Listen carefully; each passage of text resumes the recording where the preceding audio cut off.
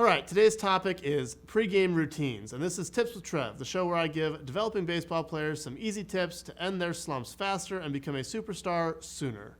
Let's get to it.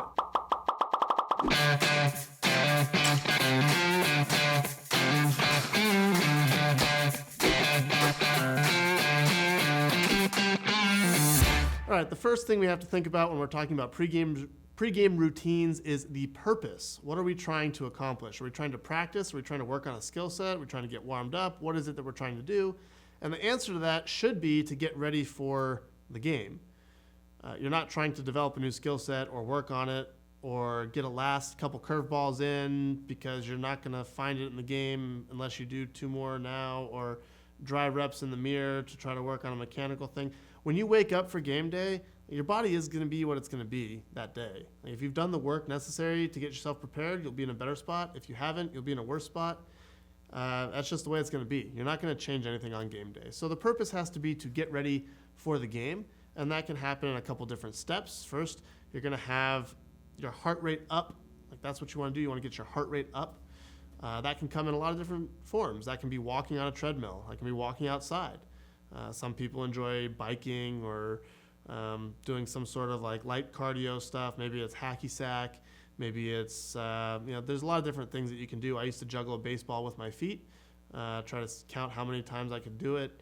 But the purpose of this is to get your body moving in a very non-impactful way, get your heart rate up, get the blood flowing, and make sure that you are ready to do some stretching or to do other things like that. Or the next phase that should come is the activation phase. And this is where you're going through and actually making sure that the specific parts of your body are activated, the muscles are ready to go, they're firing correctly, that they've been warmed up in a more specific way.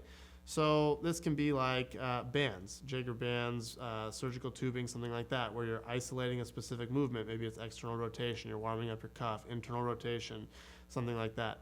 This can also come in the form of like pails and rails, where you would go to like an end range of motion and like do some breathing, like press into the end range of motion and then press out of the end range of motion, where you're really warming up kind of the end ranges that you might get to protect yourself and make sure that you're not going to kind of hurt yourself by not activating. It can also come in the form of cuff weights, wrist weights, where you're just kind of going through some easy exercises, kind of warming up slowly.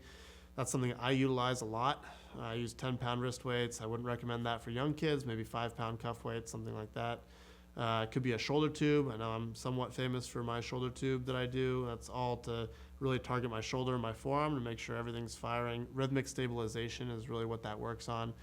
I'll go into that a little more in depth probably at some point, but that's for a different video.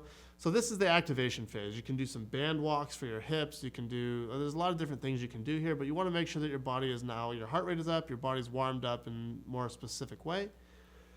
And then the last phase of the warm-up, the pregame warm-up, the physical part of it anyway, should be the activity-specific phase. And this is where you're going to start throwing, you're going to start swinging a bat, you're going to start doing something like this that's specific to what you will be trying to do in the game that day. So for me, what this looks like is I start off with some weighted balls, and I isolate individual pieces of my delivery. So I'll start with some reverse throws, where I'm on a knee and I'm just kind of warming up the rotation of my torso, warming up my T-spine a little bit more in a throwing specific way. I try to mimic my arm angle on the way back, throw the ball into a wall behind me. Then I go from that to some forward throws where I take my legs out of it. I'm just rotating my torso and throwing. These are drive line drills, reverse throws, and pivot pickoffs. Then you can start adding in your legs. Then I do a roll in. Get a little bit of legs in it, work on shoulder-hip separation, pattern arm path, stuff like that. You can go to a stretch. There's a lot of different ways to do this. For a hitter, it might be starting off with just a bat path, like a one-handed bat type of thing where they're just working on their bat path. It might be a front hand type of thing. Once you've done that, spread out a little bit. Now you can get your torso rotation going with no legs. Then you can. So this is just sort of slowly building up. The whole purpose of the pregame routine is to slowly get you activated and ready. Again, we're not trying to practice a new skill. We're not trying to practice something that we've been working on or anything like that. We're just trying to get ourselves ready for the game. So to break it down really simply, the first thing is get your heart rate up. The second thing is activate. The third thing is skill specific. Do that and you'll be ready to go for the game. So that's all for today. Nice quick one. Hopefully it helps some of you guys. If it did, like, subscribe, leave a comment down below. What else would you like me to break down? What do you struggle with? What would you like to hear more about? If you could do me a favor, share this with some friends that might get some benefit out of it.